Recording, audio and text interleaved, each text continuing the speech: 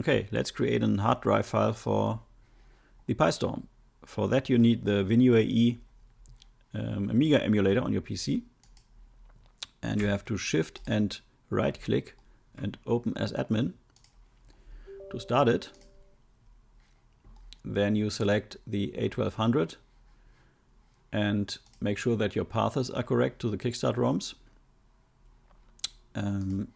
On floppy drives, you select floppy drive emulation speed to full speed, and you choose the Workbench 3.1 installer ADF. You need the Workbench 3.1 installers, else you can't use these and can't install a hard drive file.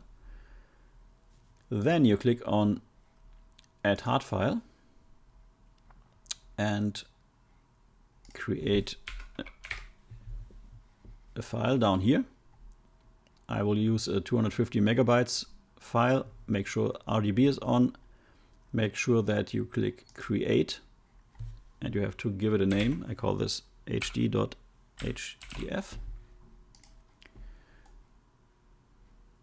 Give this device name. I will call this DH0. And make sure, and that is very, very important, that you press full drive RDB mode. Okay? And then you click OK. And that creates the file in the emulator. Then you click Start.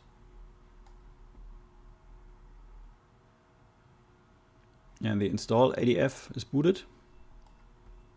Here comes the next tricky part. You have to copy over the hard drive tools or HD toolbox from the disk to the RAM disk. Takes a minute or a second.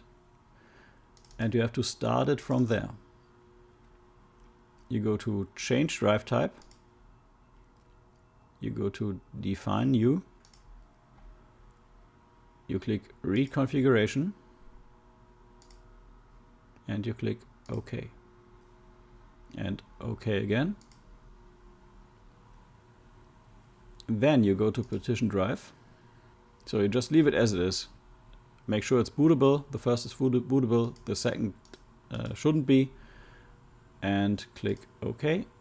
And save changes to drive. And exit. So now before we install, we have to reset the machine.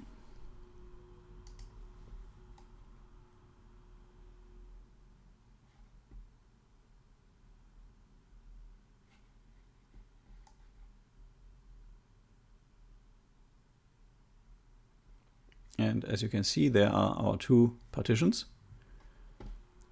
And we have to format the first one, and only the first one in this case, by clicking left on here and then right clicking and going to the menu.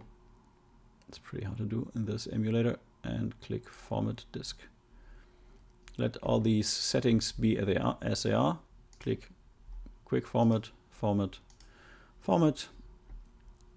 And there you go. So now we can finally install.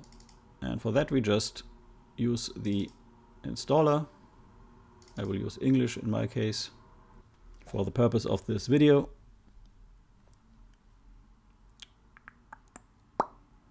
And you click Proceed, Install Release 3.1, Proceed with Install, and I will use English and German. Proceed. I will use 3 different keyboard settings, and away we go. So now we have to change disk. For that we press F12, go to floppy drives, and select the correct disk image, which is the Workbench image in my case. Click OK, and just wait a second, and the machine will detect the disk change and continue. And we have to disk jockey around a little now to make it all work.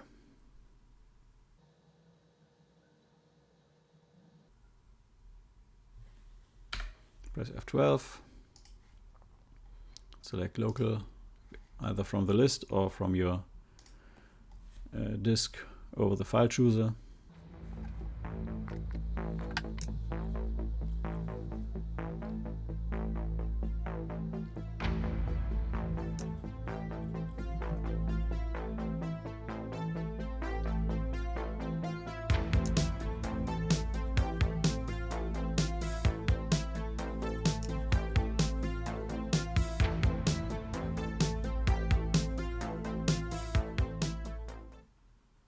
And there you have it.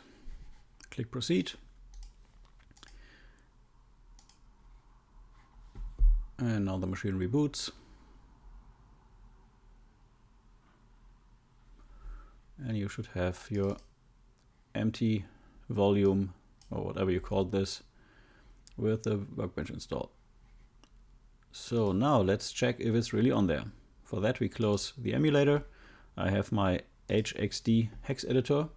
And we pull it in here, and as you can see it says RDSK, and that is the important part. If it says this, it's all good. If it says DOS or anything else, it won't be working in the PiStorm. Okay, so next step would be to copy this hard drive file to the PiStorm. By the way, this took me many approaches and hours to find out how to do this. You have to do it exactly, and by exactly I mean by the click, how I showed you in this video, at least in the hard disk and the copy Workbench tools to RAM disk section. Now you can use this in the emulator, and if you restart WinUAE and you select the hard drive file we just created, let me quickly do this.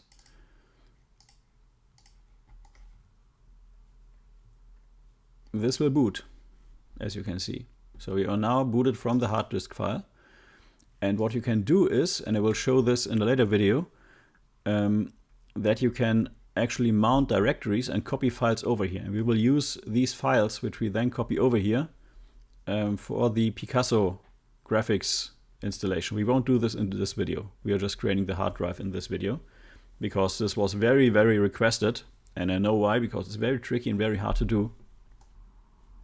So you can copy any tools you like over to the hard disk, and you can then recopy the file to the PiStorm, no problem. It's very easy to file manage over the WinUAE interface, and I will show this in a later video, not in this video. Okay, so now you have a bootable hard drive image, and now we have to copy this over to the PiStorm. For that, you need a running Amiga with the PiStorm installed and the PiStorm connected to your local network so that you can FTP on that. And the next step is now to FTP on the Pi and copy the file over, edit the config file, and make the Amiga boot from the hard disk file. So we will use FileZilla in my case. You can use any FTP client you like. And yes, there's always a new version of FileZilla. And you go to Server, and I already have my PiStorm configured. You have to select New Server down here, and then use SFTP.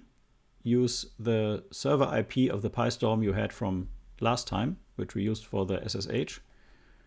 Username is Pi, password is Raspberry, and you click Connect. And here we are. And we go to Amiga files. And if you don't have this directory, you can just create it by right-clicking and create folder, and call it Amiga -files. And you can see I already have an HDF file here, so I will not copy this over, but you can just pull your file from the Workbench into the file view here, and it will copy over. So do that, take the file, copy it over here, and then you can close this up. File is copied over, and that is the way you can always update the file. If you change it in WinUAE, copy files into the hard drive file, you can always do it this way. And you can also copy from the PiStorm over to the PC, change in WinUAE, copy it back. Works flawlessly, so you always have an easy way to copy files over from there. So next up, we go and open a shell, and we SSH to the Pi again.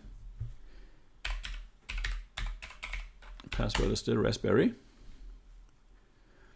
And what we will do is we say sudo nano amiga.cfg. And that brings up the config file. And we scroll down in that config file, remember from the last video, and we go to, I'll scroll down a little more. We go down to this right here, set var pi SCSI, and we just delete the hashtag. And then we go and add this line, set var pi SCSI 0. This line is not present in your config file, so you have to type it in, set var pi SCSI 0 ... / amiga -files / hd.hdf. And that will set our hard drive file to SCSI 0, this up here. So this will activate the SCSI interface so that we can use hard drive files as hard drives. This down here loads a default HDF file, which has some configuration files we will need to install the Picasso drivers. So make sure this is also active. Active means no hashtag in front of it. And then click Ctrl X, Y, Enter. And now you can restart the PiStorm by sudo systemcontrol restart PiStorm. And you will see that your Amiga boots from the hard drive, and that goes lightning fast.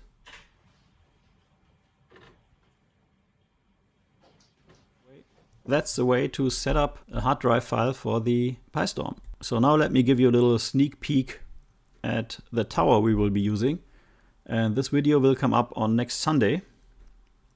So if you are watching this in real time, next Sunday will be the 4th video in the series, and I will finally put the Amiga mainboard and the disk drive in the tower, and that was quite interesting. Okay, so here's a sneak peek. Take care. Bye-bye. So to give you a little sneak peek at which tower we are using for the Amiga, this is it, at least the packaging. So let's open it up and take a look inside. So the main focus of this build will be to create a shield that actually fits in there and that gets all the Amiga ports out. There's a power supply inside. We will use this power supply for the Amiga. That will be interesting to see. Yeah, so that is pretty much all there is to see right now. So. Thank you for watching Retro is the New Black. If you are new to the channel, please like and subscribe. If you like the video, please share. Every like, share, and comment helps a lot. Until next time, bye-bye.